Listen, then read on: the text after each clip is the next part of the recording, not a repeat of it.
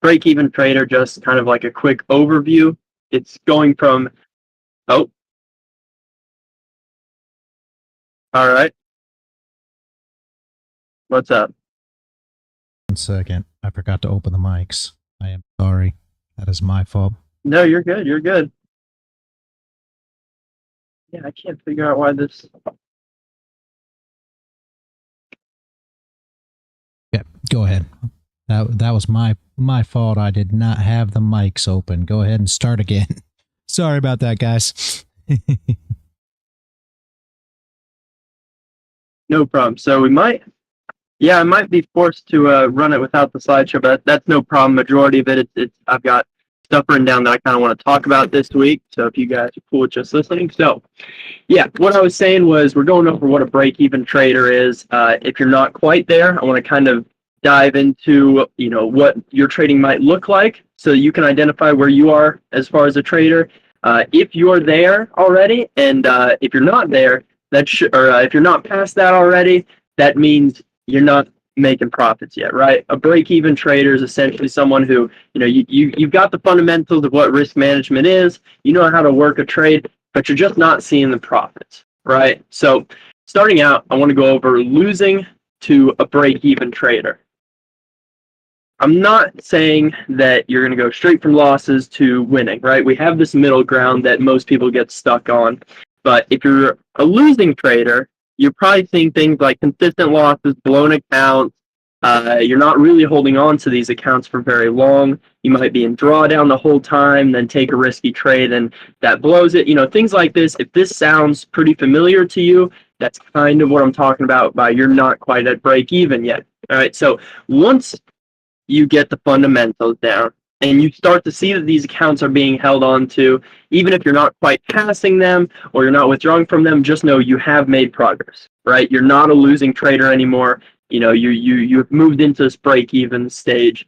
But talking about why it's important to identify this, and why it's not just losing to winning, it's very often we see break-even traders get stuck in this cycle of, really not holding on to a strategy for long enough.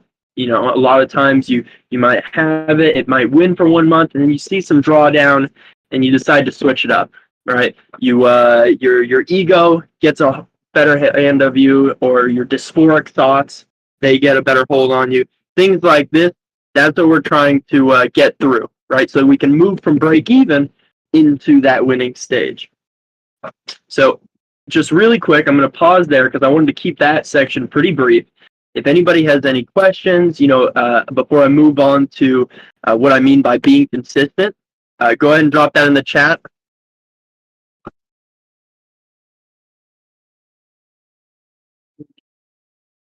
I know so it looks like we got that coming there. Is there anybody over on your side in the stream reality? Because I don't think I have the stream pulled up. Yep, we got 2 on Rumble, 3, 4 on YouTube. Okay, gotcha. Okay, well then, you know what? I'll go ahead and I'll just move right along onto the next section. So, like I said before, right? Today we're talking about moving from losing to break even to winning. And one of the biggest issues that I see is people not sticking to a strategy, right? I want to ask you guys a question to start. If I asked you to type out your strategy in complete detail, could I read it and follow it for the next 100 trades with 100% accurate hit rate, right? So think about the words I said. I'm not asking if I could take all the trades and win all of them. I'm asking if I could take them and then actually properly execute it 100% of times. And the reason this is important is because if somebody who is just reading the rules, they've never traded your strategy before, they're just reading off what you wrote down, can they articulate that into the market? If you don't think so, this means you have what I call holes in your strategy, right? If you have holes in your strategy, this leaves you room for judgment calls. Now, judgment calls or errors in the strategy doesn't mean losing trades. It's very crucial for you guys to understand whenever I use these words like errors, mistakes, judgment calls, I'm not meaning you lost the trade. Losing a trade doesn't mean you didn't follow your strategy. It also doesn't mean that you actually made a mistake, right? Not following your strategy is the only mistake we can really make, and that includes risk. So why are judgment calls so bad? Judgment calls in the early stages of your trading make it far more susceptible for you to be inconsistent regardless of how well you think you know the market, right? So let's say you're going to take a trade, right?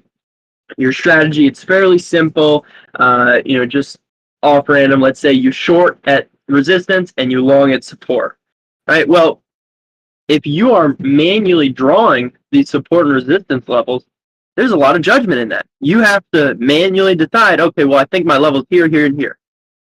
Now, if you do that in your back testing, great, it's easy. There's no emotion involved, and you're going to probably get a really high win rate. But when you go to do that live, even if you do it, before the market opens, you're not stressed for time.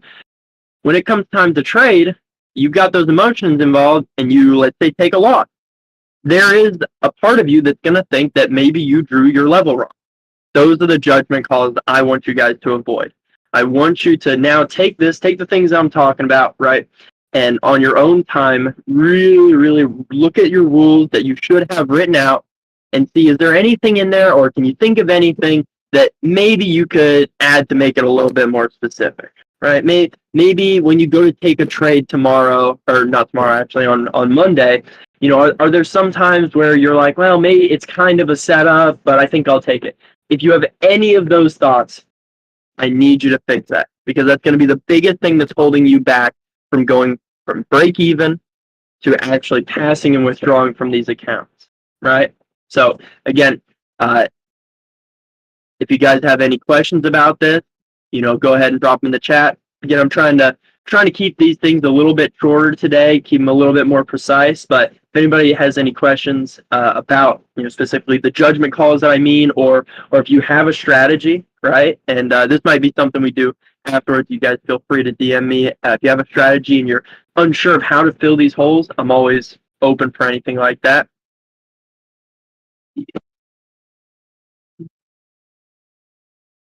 Oh, and you know what? While you guys, if anybody's typing out any questions, I did want to go over just very quickly. Myself personally, I did just start trading a new strategy along with my main recently.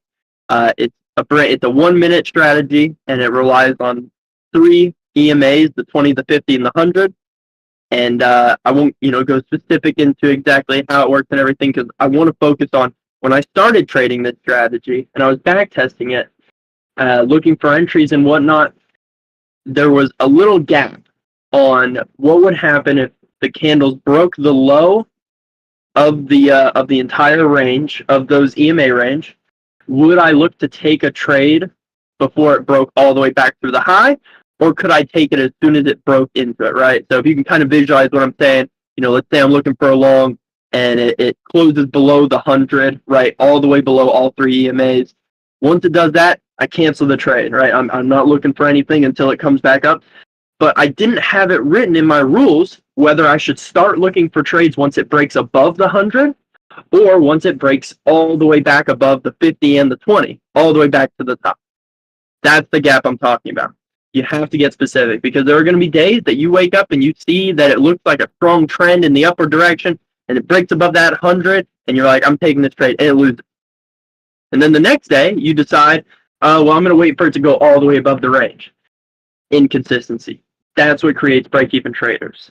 You're not going to lose that much because you're still trading a good strategy. I'm sure it'll work, but you're not 100% accurate hit rate. So again, what I started off with, an exercise I want you guys to do if you feel like, what I was talking about before, the break-even trader, if that sounds like you, look at your rules, read them out to yourself, write them out if you haven't already done that. Look for those gaps. Just think, you should have your trades tracked. Is there any times where a trade doesn't look identical to the previous, right? In terms of, how you set up your trades. So I'm not seeing any. Are there anything questions in your YouTube or Rumble reality? Nope.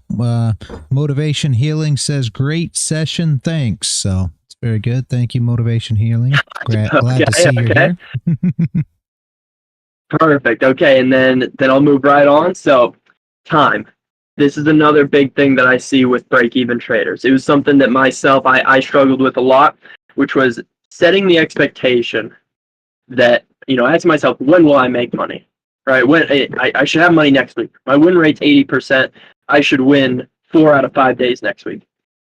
Now, we know that's not true. If you really stop and think and you're like, okay, well, if my win rate for the last 3 months has been 80%, that means next week I should win 4 out of the 5 days. Not how probability works. You could lose all 5 of those days. If you lose all 5 of those days, guess what? The next, 4 weeks are going to look pretty good for you. But it doesn't mean that you're going to win 4 out of 5 days every single week. This is what break-even traders and losing traders just don't have an understanding of. If you ask them, I'm sure they'll say, no, that makes sense. But when they're alone, they open up their chart and they're ready to trade for the day, and then they lose that day, and then they lose the next day, and then they lose the next day. They're going to be thinking, well, I'm doing something wrong. You're not. You're just not, right? So I want to start, and I want you guys to think, right? Start thinking you want to remove this idea that we need or should be profiting at all times, or even the majority of the time, but we need to rather look at it from a larger time frame. Look at how much back test you have.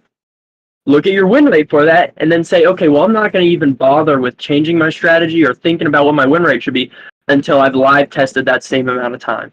So if you have 6 months of back testing and you say, okay, well, my win rate for this was 60%, and then the next month it was 40%, you totally disregard it. Track it. Make sure you're following your rules, because if you're not following your rules, then that's on you. But I'm saying you follow your rules to a T. There's no judgment calls. You've already done what I said in the last section. You've gotten rid of any of those little holes. But then wait for another month. Wait for another month. Even maybe half the time, right? If you got 6 months of back testing, look at the next 3 months of live trading. And if it's not getting closer to that, or you're in drawdown, make other adjustments. Downsize your risk. Don't change the strategy. You have to give it time, right? It's simple probability.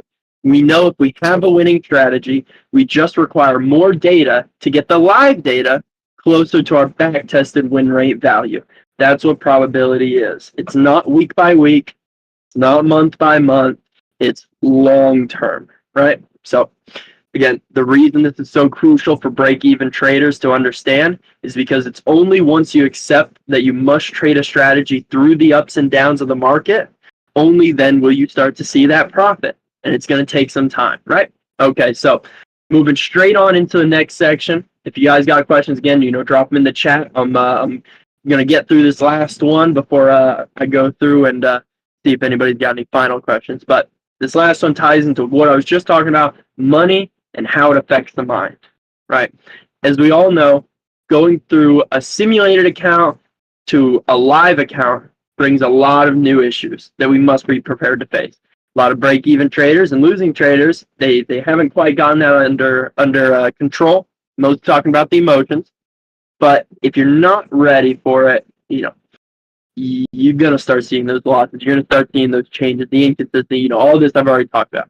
But the way that I was able to transform my mind, and again, this is very subjective, but I found that it works, and I didn't do it through my own findings. I read from other traders, so hopefully this will help you. I was able to go from an expectations mindset, right? Think about what I said, an expectations mindset to that of no expectations mindset. We want to reach that no expectations. We don't expect the market to give us anything. We just expect us to show up, place our trades, close it when we're done. That's it. That's the mindset I want you guys to get in for you to reach that next level of profitability.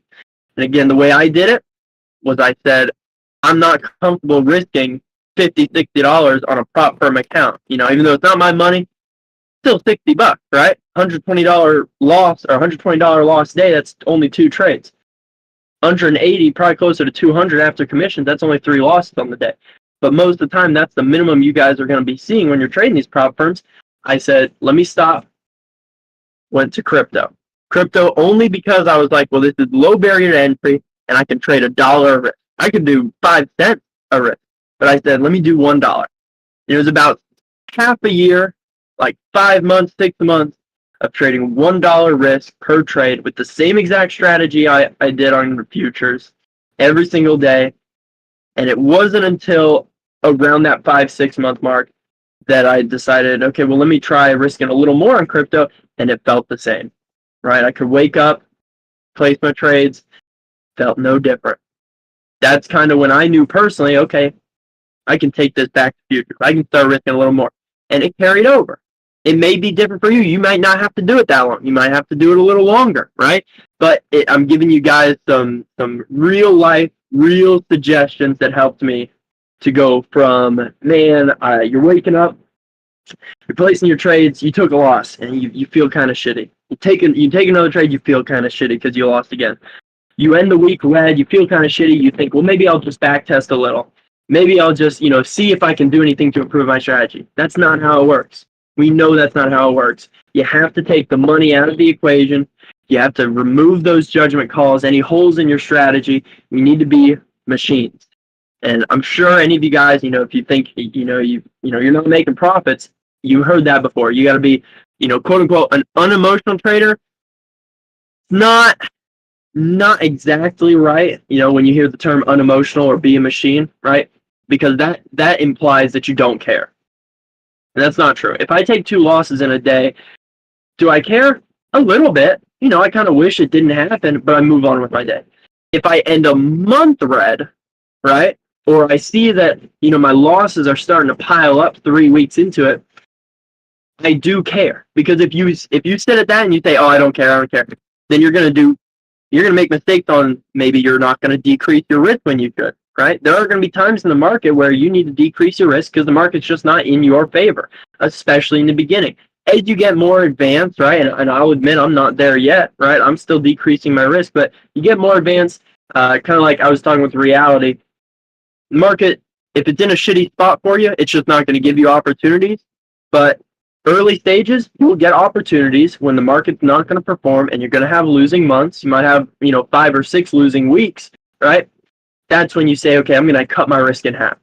You're still trading, but you cut your risk. That way, you're not exposed to the shitty nature of the market and you do care, but you're also not allowing it to change your strategy. You're not allowing it to make you risk more, thinking that you can make it all back. You're not allowing it to, get upset that you expected to make money in the last 4 weeks because the last 6 months of your trading said that you would. That doesn't make any sense. Why would 4 weeks in the future be a good predictor of the previous 6 months? You need 6 months to predict the next, probably 3 months, 4 months, right? Look at it from what it actually is. So, not necessarily not caring, but not affecting your judgment. Okay, this is that fine line of becoming profitable, and it is very subjective. It's very much so a how do you feel when it's time to change. I've given you guys a lot of great exercises, but when it comes down to moving to profitability, it's just going to take time. It's going to take a lot of time of you tracking your trades, filling those holes, separating your mind from the expectations mindset to the not expecting the market to do much for you and just expecting you to perform every day. Okay? So I'm going to end it there, guys. Didn't want to ramble on too much, just kind of get the main parts of it to you, some of those good exercises. So if you guys, any questions, we'll chill here, reality. Anything you want to go over real quick?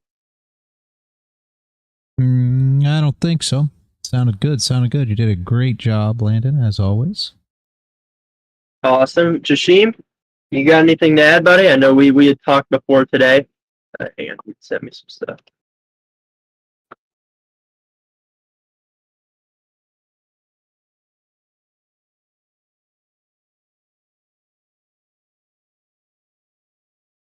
Jashim, you there? All good. You're good, bro. Okay. All right, guys. And reality, nothing in the live stream? Doesn't look like anybody. Does anybody got any questions? YouTube, Rumble, Kick, Twitch. Anything today, guys?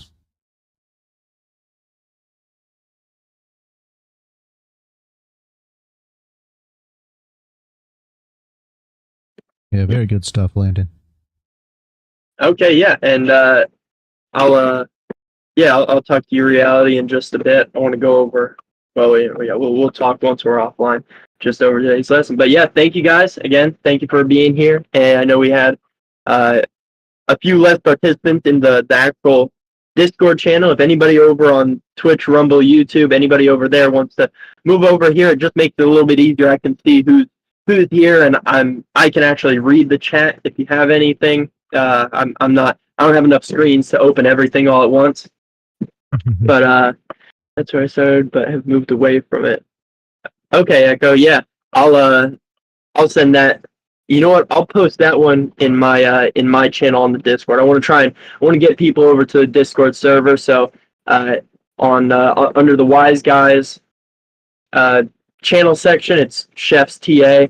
I'll post that strategy in full. Again, I don't want to be someone who tells you guys what to do but not do it myself. I can copy and paste right away my strategy. I've got it all written out. I'll do that as soon as we end this.